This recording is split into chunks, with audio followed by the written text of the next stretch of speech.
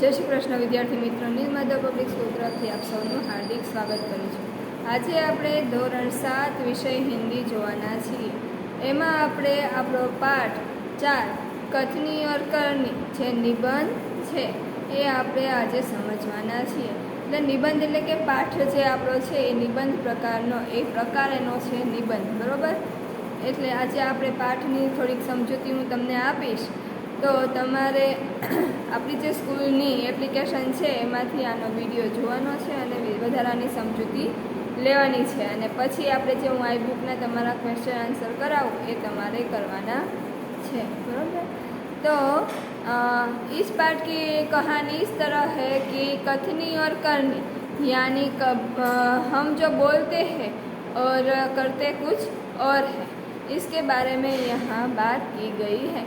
भगवान ने मनुष्य को ही इतनी शक्ति दी है कि यह अपना जीवन अच्छी तरह से बिता सके और उसकी सूझबूझ भी अच्छी होती है। पर कई व्यक्ति ऐसे होते हैं कि वो बोलते कुछ है और करते भी कुछ और है। अपने जीवन में वो बोलतों को ही ज़्यादा होता है, जो आदर्श अपने अंदर उतारने पड़ते हैं तब वो नहीं करता। इसीलिए कथनी और करनी यहाँ नाम दी गई है। तो यहाँ पे 4 प्रसंग दिए गए हैं आपको। कि पहला प्रसंग है कि एक मोहल्ले की बात की गई है कि उसके बाहर जो जगह होती है वहाँ एक सज्जन को पेड़ पौधे उगाने का मन हुआ। तो वो वहाँ पर पेड़ पौधे लगा देते हैं, पानी डालते हैं, उसे बड़ा करते हैं, उसमें फूल आते हैं, फूलों से वो बगीचा बहुत प्यारा लगने लगता है। वहाँ सभी मोहल्ले के सभी टहलने जाते हैं, सभी वहाँ पर बैठते हैं, ऐसा करने लगते हैं। पर जो सज्जन है उसे लगता है कि यहाँ पर जो लोग आते हैं वो उन फूलों को तोड़ लेंगे और वो खराब लगेगा, इसलिए वो एक बोर्ड वहाँ पर लगा देते हैं और लिखते हैं कि यहाँ फूल तोड़ना मना है, ठीक है। पर वो आते जाते लोग होते हैं वो उस बोर्ड को पढ़ते हैं और वहाँ के फूल तोड़ते नहीं हैं। पर एक दिन जो सुबह होती है, कोई नहीं आगे पीछे कोई नहीं होता है। सज्जन को लगता है कि कोई उसे देख नहीं रहा है और वो उस फूलों को जल्दी जल्दी तोड़ता है। तो वहाँ पे जो टहलने आते हैं वो लोग आते हैं और देखते हैं कि वही जिस सज्जन ने वो बोर्ड लगाया था खुद वही वो फूल तोड़ रहा है। तो यह देखकर वो आदमी जो सज्जन था वो बोलता है कि यह फूल तो मैं पूजा के लिए तोड़ रहा हूँ, ठीक है। तो उसकी कथनी और करनी में फ़र्क हुआ। फिर दूसरा प्रसंग आता है। तो दूसरा प्रसंग है कि एक बस होती है, बस में बोर्ड लगाया जाता है कि धूम्रपान करना मना है, ठीक है।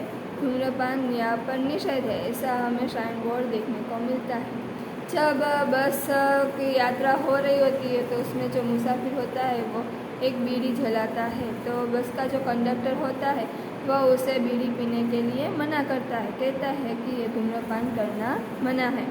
पर वही कंडक्टर थोड़ी देर बाद अगर ड्राइवर की सीट के पास जाता है, बैठता है और सिगरेट जलाता है और दोनों ही सिगरेट पीने लगते हैं। फिर वहीं पर ही एक यात्री ने उस कंडक्टर को वो साइन बोर्ड जो लिखा होता है धूम्रपान करना मना है, वहीं पर इशारा करके उसे बताता है। तो वो कंडक्टर बोलता है कि यह तो आप सबके लिए है, हमारे लिए यह सूचना नहीं है। तो यहाँ कथनी और करनी में फ़र्क हुआ, ठीक है। अपने आदर्शों को तो सब बना लेते हैं, पर अपने जीवन में कोई आदर्श को लाना होता है वो कर नहीं सकते। तो फिर प्रसंग आता है एक दुकान वाले का कि वहाँ पे एक सज्जन वस्तु खरीदने के लिए जाता है। वो अपना स्कूटर दुकान के सामने रखता है, पर दुकान वाला उसे मना करता है, कहता है कि आप यहाँ स्कूटर खड़ा मत कीजिए, आप वहाँ पर जो पार्किंग है, वाहन खड़े करने की जगह है, वहाँ पर आप अपना स्कूटर पार्क कीजिए। सज्जन बोलता है मुझे थोड़ी ही वस्तु लेनी है, मैं उस चीज़ वस्तु को लेकर मैं तुरंत ही चला जाऊँगा। पर वह दुकानदार नहीं मानता है और उसे वहाँ से जो वाहन पार्क करने की जगह है वहाँ पर उसे कहते हैं कि आप वाहन वहाँ जाकर पार्क कीजिए। वो सज्जन वहाँ पर जाकर अपना स्कूटर खड़ा कर देता है और अपनी चीज़ वस्तु लेने लगता है। उसी समय वहाँ पर एक लड़का आता है, दुकान के सामने अपना स्कूटर रख कर अंदर चला जाता है। तो वह जो सज्जन होते हैं वो दुकानदार को कहता है, आपने मुझे वाहन यहाँ पर अपने वाहन रखने के लिए मना किया, पर आपने उस लड़के को कुछ नहीं कहा। तो वो बोलता है, वो तो मेरा लड़का है। तो यहाँ पर भी कथनी और करनी में फ़र्क है, ठीक है।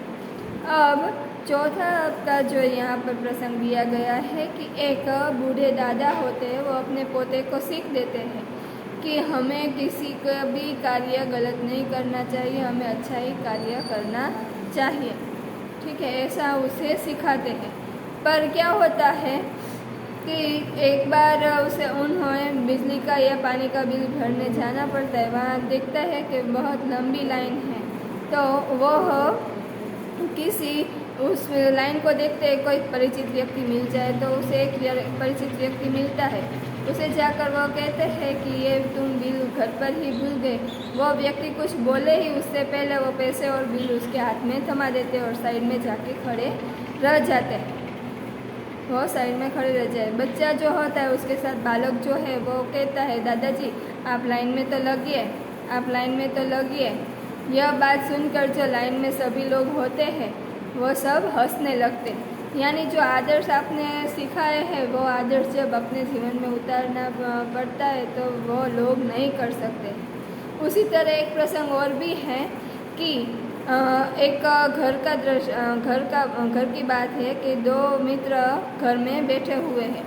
फिर बाहर दरवाज़ा खटखटा है। खिड़की में से वो जो सज्जन है वो देखता है तो देखता है कि वह मकान मालिक 4 महीने का किराया लेने के लिए आया होता है। वह जो सज्जन होता है वो अपने बच्चे को सिखाता है कि कहो उन्हें उस मकान मालिक को कहो कि मेरे पिताजी घर पर नहीं है। तो वह सिखाकर वो बाहर जाता है। तो बच्चे को मकान मालिक पूछता है कि बच्चे तुम्हारे पिताजी कहाँ हैं? वो कहते हैं पिताजी ने कहा है वो घर पर नहीं है। बच्चे की बात सुनकर ही मकान मालिक होता है वो हंसने लगता है और अंदर जो उस सज्जन का मित्र है वो भी हंसने लगता है। ऐसे ही उस जो सज्जन है उसे नीचा देखने का पड़ता है। वो नीचा देखता है कि उसने जो किया वो गलत किया, उसकी कथनी और करनी में फ़र्क हुआ, ठीक है। तो यह बात से हमें पता चलता है कि जो हम बोलते हैं वही हमें कार्य करना चाहिए। हमारा बोलना कुछ और करना कुछ ऐसा नहीं होना चाहिए। पर दुनिया में अभी ऐसा ही देखने को मिलता है, लोग बोलते कुछ है और करते भी कुछ और है। यह थी हमारी थोड़ी सी पाठ की समझूती, ठीक है। हम अब यहाँ अपने क्वेश्चन आंसर देखते हैं, सवाल जवाब देख रहे हैं, ठीक है। तो हवे आपणे पहला प्रश्न थी शुरुआत करीशुं। ईश्वर ने मनुष्य को कई खाली जग्या से सवारा है? तो कांस में तमारा ऑप्शन आपेला छे गुणों, रंगो, जातिओ। तो शुं कीधुं छे? गुणों, बराबर। हवे बीजी बात तमारुं छे खरुं छे के खोटुं ए विधान आपवानुं छे। ईश्वर ने मनुष्य को अन्य प्राणियों से श्रेष्ठ बताया है, खरुं। त्रीजું, मनुष्य स्वयं को क्या समझता है? जवाब, मनुष्य स्वयं को गुण की खान समझता है। चौथું, कथनी का अर्थ क्या होता है? जवाब, कथनी का अर्थ अर्थात जो कही जाती है वह बात। कथनी अर्थात जो कही जाती है वह बात। पांचवुं, मनुष्य की कथनी और करनी में समानता देखने को मिलती है, खरुं के खोटुं? तो खोटुं। छठुं, हमारी खाली जगह है। कई बार मनुष्य की कथनी और करनी में अंतर देखने को मिलता है, तो खाली जगह में है अंतर। सातमुं, ए पण खाली जगह है। बस्ती के बीच सरकार ने खाली जगह बनाने की जगह छोड़ रखी थी, तो पार्क, बराबर। तो खाली जगह में आवशे पार्क। आठमुं, बरसात के मौसम में मोहल्ले के एक सज्जन को उसमें फूलों के पौधे लगाने की सूझी, बरसात, खाली जगह में आवशे बरसात। नवमुं, कुछ दिनों बाद खाली जगह खिलने लगे, तो खाली जगह में आवशे फूल।